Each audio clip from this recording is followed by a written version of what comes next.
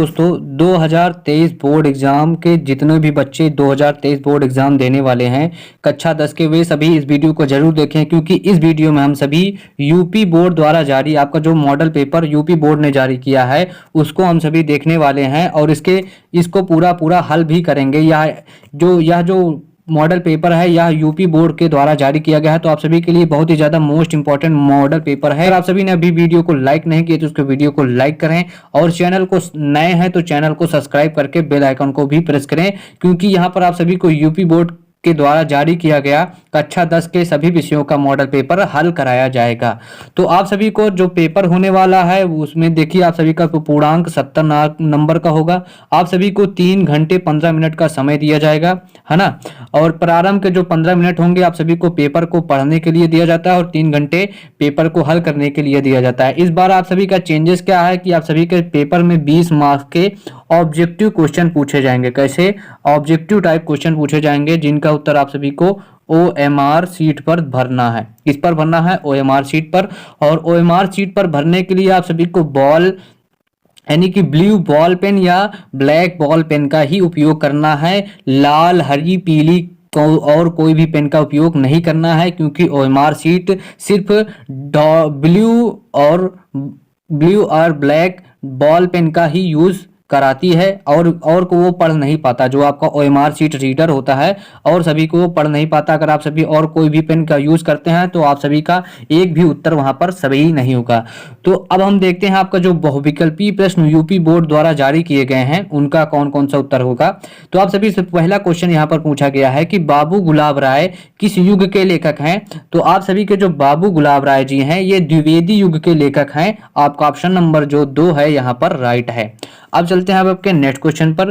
तो साथियों आपका जो नेक्स्ट क्वेश्चन है कि चिंतामणि किस विधा पर आधारित रचना है। तो चिंतामणि निबंध विधा पर आधारित आचार्य रामचंद्र शुक्ल जी की रचना है। किसकी है? आचार्य रामचंद्र शुक्ल जी की रचना है और यह निबंध विधा पर आधारित है। अब चलते हैं अब आपके नेक्स्ट क्वेश्चन पर। आपका जो तीसरा क्वेश्चन है कि गबन किस विधा पर आधारित रचना है। तो गबन मुंशी प्रेमचंद जी की उपन्यास विधा पर आधारित रचना है। किसकी है? मुंशी प्रेमचंद जी की रचना है। और किस विधा पर आधारित है? तो यह उपन्यास विधा पर आधारित है। किस पर? उपन्यास विधा पर आधारित रचना है। अब चलते हैं आपके नेक्स्ट क्वेश्चन पर। आपका जो यहाँ पर देखिए नेक्स्ट क्वेश्चन है कि शुक्ल युग की समयावधि क्या है। तो शुक्ल युग आपका 1919 से 1938 तक का जो समय अवधि है वह शुक्ल युग की मानी जाती है। और 1900 से 1918 तक या 1919 तक का जो समय काल है यह द्विवेदी युग का काल है। अब आपका नेक्स्ट क्वेश्चन है कि नीड़ का निर्माण फिर किस विधा की रचना है। तो यह आत्मकथा विधा पर आधारित रचना हरिवंश राय बच्चन जी की है। कौन सी? नीड़ का निर्माण फिर हरिवंश राय बच्चन जी की आत्मकथा विधा पर आधारित रचना है। अब चलते हैं आपके नेक्स्ट क्वेश्चन पर। आपका नेक्स्ट क्वेश्चन है कि प्रिय प्रवास किस युग की रचना है। जो आपकी प्रिय प्रवास है यह किस युग की रचना है। तो प्रिय प्रवास आपकी द्विवेदी युग की रचना है। किसकी? द्विवेदी युग की रचना है। आपका नेक्स्ट क्वेश्चन है कि मधुशाला किसकी रचना है। तो मधुशाला जो है आपकी हरिवंश राय बच्चन जी की रचना है। आपका ऑप्शन नंबर जो 3 है वह राइट है। अब चलते हैं अब आपके नेक्स्ट क्वेश्चन पर। आपका नेक्स्ट क्वेश्चन है और ये सभी जितने भी 20 मोस्ट इंपॉर्टेंट ऑब्जेक्टिव क्वेश्चन हैं, क्योंकि ये सभी जो क्वेश्चन हैं आपके यूपी बोर्ड ने खुद जारी किया है, तो आप सभी इन क्वेश्चनों को अपने एक नोट कॉपी में जरूर लिखें। आपका नेक्स्ट क्वेश्चन है कि भारत भारती किसकी रचना है। तो भारत भारती आप सभी के मैथिली शरण गुप्त जी की रचना है। किसकी है? मैथिली शरण गुप्त जी की रचना है। आपका ऑप्शन नंबर जो 2 है यहाँ पर राइट है। अब आपका नेक्स्ट जो क्वेश्चन है इसमें पूछा गया है कि आधुनिक काल की समयावधि क्या है। तो आधुनिक काल की समयावधि है 1843 से अब तक का जो समय है यह पूरा समय आधुनिक काल के नाम से जाना जाता है। अब आपका नेक्स्ट क्वेश्चन है कि मतीराम किस युग के कवि हैं।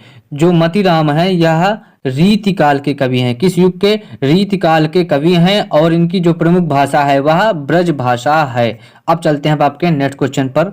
आपका जो यहाँ पर 11वां नंबर क्वेश्चन पूछा गया है हास्य रस का स्थायी भाव क्या है। तो हास्य रस का स्थायी भाव हास होता है। क्या होता है? हास होता है। अब चलते हैं अब आपके नेक्स्ट क्वेश्चन पर। आपका यहाँ पर देखिए 12 नंबर क्वेश्चन है कि सोहत ओढ़ सोहत ओढ़े पीतपट श्याम सलोने गात, मानो नील मणिशैल पर आपत पर्यो प्रकाश। इसमें पूछा गया है कि निम्न पंक्तियों में कौन सा अलंकार है, तो दी गई पंक्ति में आपका उत्प्रेक्षा अलंकार है। कौन सा है? उत्प्रेक्षा अलंकार है। आपका ऑप्शन नंबर जो 2 है वह राइट है। अब चलते हैं, अब आपका नेक्स्ट क्वेश्चन 13 नंबर क्वेश्चन है। यहाँ पर आपसे भी पूछा गया है कि रोला छंद में कुल कितने चरण होते हैं। तो यहाँ पर जो आपके 13 नंबर क्वेश्चन दिया गया है, इसके जो ऑप्शन दिए गए हैं ये यहाँ पर रॉन्ग ऑप्शन दिए गए हैं, क्योंकि जो आपका रोला छंद होता है इसमें कितने चरण होते हैं, तो इसमें 8 चरण होते हैं और 4 पंक्तियां होती हैं। कितनी? 4 पंक्तियां होती हैं, 8 चरण होते हैं। तो कुल कितने चरण होते हैं? 8 चरण होते हैं। किसमें? रोला छंद में 8 चरण होते हैं। आप सभी इसको याद जरूर रखना। अब चलते हैं, अब आपका नेक्स्ट क्वेश्चन है 14 नंबर क्वेश्चन कि आकर्षण शब्द में किस उपसर्ग का प्रयोग किया गया है। तो आकर्षण में आप सभी के आ उपसर्ग का प्रयोग किया गया है। उपसर्ग वे शब्दांश होते हैं जो किसी शब्द के पहले लगाए जाते हैं और प्रत्यय वे शब्दांश होते हैं जो किसी शब्द के बाद में लगाए जाते हैं। अब आपका नेक्स्ट क्वेश्चन है कि प्रत्येक के कितने भेद होते हैं। तो प्रत्यय के जो होते हैं आपके 2 भेद होते हैं। कितने भेद होते हैं? 2 भेद होते हैं। एक होता है आपका कृत्य प्रत्यय, एक होता है तद्धित प्रत्यय। अब चलते हैं, अब आपका नेक्स्ट क्वेश्चन है कि पीतांबर में कौन सा समास है। तो पीतांबर जो है आपका इसमें बहुव्रीहि समास हो जाता है। आपका ऑप्शन नंबर जो 3 है वह राइट है। अब चलते हैं, अब आपका नेक्स्ट क्वेश्चन है कि 17वां नंबर क्वेश्चन, इसमें आपसे भी पूछा गया है कि अश्रु का तत्सम रूप क्या है। आंसू का तत्सम रूप क्या होता है? अश्रु होता है। आपका ऑप्शन नंबर ए यहाँ पर राइट है। अब चलते हैं अब आपके नेक्स्ट क्वेश्चन पर। आपका यहाँ पर देखिए पूछा गया 18 नंबर क्वेश्चन में कि यण संधि का सूत्र क्या है। तो यण संधि का जो सूत्र होता है वह होता है इको यणचि। क्या होता है? इको यणचि जो है ये आप सभी के यण संधि का सूत्र होता है। आपका 19वां नंबर क्वेश्चन में पूछा गया है कि फलश शब्द का वचन और विभक्ति क्या है। तो फलश जो है आप सभी का, फलश जो है षष्ठी विभक्ति और एक वचन का शब्द है। कितने का है? षष्ठी विभक्ति और एक वचन का शब्द है फलश। आपका 20 नंबर क्वेश्चन में पूछा गया है कि अपठत शब्द का धातु वचन पुरुष क्या है। तो अपठत आपका प्रथम पुरुष एक वचन का शब्द है। तो ये थे स्टूडेंट आपके जो बोर्ड एग्जाम यूपी बोर्ड द्वारा जारी किए 20 मोस्ट इंपॉर्टेंट ऑब्जेक्टिव क्वेश्चन, और यह जो मॉडल पेपर है यह यूपी बोर्ड के द्वारा जारी किया गया है। आप इसको यूपी बोर्ड की वेबसाइट से डाउनलोड कर सकते हैं। अगर आप सभी को वहां पर डाउनलोड करने में कोई कठिनाई होती है तो आप सभी हमारे टेलीग्राम चैनल पर भी इस मॉडल पेपर को प्राप्त कर सकते हैं। अब चलते हैं अब आपके जो पेपर है इसके खंड बा की तरफ। तो आप सभी के खंड बा में जो आपके गद्यांश और पद्यांश है उससे रिलेटेड क्वेश्चन पूछे जाएंगे। तो जो आपका खंड आ था वह 20 मार्क्स का था और जो खंड बा होगा वह आपका 50 मार्क्स का होने वाला है। इसमें आप सभी को पहले गद्यांश दिए जाएंगे, फिर पद्यांश पर आधारित क्वेश्चन दिए जाएंगे। तो यहाँ पर देखिए आप सभी से पहले पूछा गया है कि निम्नलिखित गद्यांशों पर आधारित 3 प्रश्नों के उत्तर दीजिए। यानी कि आप सभी को 3 प्रश्नों के उत्तर देना और प्रत्येक जो प्रश्न होगा वह 2 मार्क्स का होगा, अर्थात कुल टोटल 6 मार्क्स का यहाँ पर आने वाला है। तो यहाँ पर देखिए आप सभी को यहाँ पर जो गद्यांश दिया गया है, गद्यांश को हल करने के लिए सबसे पहले आप सभी को पूरे गद्यांश को पढ़ना है, फिर उसका जो यहाँ पर जो भी क्वेश्चन पूछे गए हैं उनको आप सभी को आंसर दे देना है। तो यहाँ पर देखिए, यह बात नहीं कि एक स्वभाव और एक रुचि के लोग मित्रता, यहाँ पर देखिए मित्रता मिला। जब आप सभी गद्यांश को पढ़ेंगे तो आप सभी को चैप्टर का नाम वहां पर जरूर मिल जाएगा। तो यह जो गद्यांश है ये आप सभी के मित्रता चैप्टर से लिया गया है और इसके लेखक कौन है? आचार्य रामचंद्र शुक्ल जी। तो यहाँ पर इसका यही संदर्भ हो जाएगा। अब चलते हैं आपके नेक्स्ट गद्यांश पर। आपका जो नेक्स्ट गद्यांश है यहाँ पर देखिए, हे भगवान, है ना। यहाँ पर जो नेक्स्ट गद्यांश दिया गया है, अथवा जैसे आप सभी को वो वाला नहीं आ रहा है, ये आ रहा है तो आप सभी इसको भी हल कर सकते हैं। तो ये जो गद्यांश है ये आप सभी का ममता नामक चैप्टर से आपके लिया गया है ना। और ममता नामक चैप्टर से लिया गया है। इसके लेखक कौन है? तो इसके लेखक कौन है? जयशंकर प्रसाद जी इसके लेखक हैं। यह इसका गद्यांश हो जाएगा। और जो भी क्वेश्चन है जब आप सभी उसको गद्यांश को पढ़ेंगे तो उसको आंसर आप सभी को गद्यांश में मिल जाएगा। तो अब चलते हैं आपके पद्यांश की ओर। तो आपके सभी के पद्यांश पर आधारित भी यहाँ पर दो क्वेश्चन पूछे जाएंगे। तो यहाँ पर देखिए पहला क्वेश्चन आप सभी से पद्यांश में पूछा गया है कि चरण कमल बंदो हरिराई। तो आप सभी से यहाँ पर देखिए 3 क्वेश्चन इसमें भी पूछे जाएंगे। टोटल जो क्वेश्चन होगा वह 6 मार्क्स का होने वाला है। पहला जो क्वेश्चन होगा इसमें आप सभी से पद्यांश का संदर्भ लिखना है। तो आप सभी का ये जो है ये सूरदास के पद्य से लिया गया है। तो आप सभी को कैसे लिखना है कि प्रस्तुत पद्यांश हमारी पाठ्य पुस्तक हिंदी के पद्य खंड के पद्य नामक पाठ से अवतरित है, जिसके लेखक सूरदास जी हैं। ये आप सभी का संदर्भ हो जाएगा और इसकी व्याख्या वगैरह आप सभी कर लेना। आपका जो नेक्स्ट पद्यांश दिया गया है, सुनि सुंदर बैन सुधारे। यहाँ पर देखिए ये जो तुलसीदास जी द्वारा लिखित वन पथ पर जो वाला पाठ है, यानी कि वन पथ पर से लिया गया है और इसके लेखक कौन है, तो गोस्वामी तुलसीदास जी हैं। अब चलते हैं अब आपके नेक्स्ट क्वेश्चन पर। तो यहाँ पर इसके बाद आप सभी का जो 3rd नंबर क्वेश्चन आएगा वो आने वाला है, इस बार संस्कृत पर होगा। तो इसमें पहले आप सभी को संस्कृत के संदर्भ हिंदी में अनुवाद लिखना होगा। तो संदर्भ आप सभी का 2 मार्क्स का होगा प्लस 3 मार्क्स का आपका हिंदी में अनुवाद होगा। टोटल जो 5 मार्क्स का यह क्वेश्चन होने वाला है और इसी प्रकार के जो पेपर है आपके बोर्ड एग्जाम में भी आने वाला है। तो आप सभी इस वीडियो को लास्ट तक देखें और अपने सभी दोस्तों के साथ शेयर करें। तो पहला जो आप सभी का यहाँ पर संस्कृत का गद्यांश दिया गया है, तो यह वाराणसी नामक चैप्टर से लिया गया है। और जो आपका दूसरा यहाँ पर संस्कृत का गद्यांश दिया गया है, यह आपके भारतीय संस्कृति नामक पाठ से उद्धृत है ना। फिर इसके बाद आप सभी को संस्कृत से 2 पद्यांश दिए जाएंगे, या भी आप सभी के 5 मार्क्स के होंगे। 2 मार्क्स का आपका संदर्भ होगा, है ना। तो जैसे यहाँ पर पहला दिया गया है, मानो हित्वा प्रियो भवति क्रोधम हित्वा न सोचति।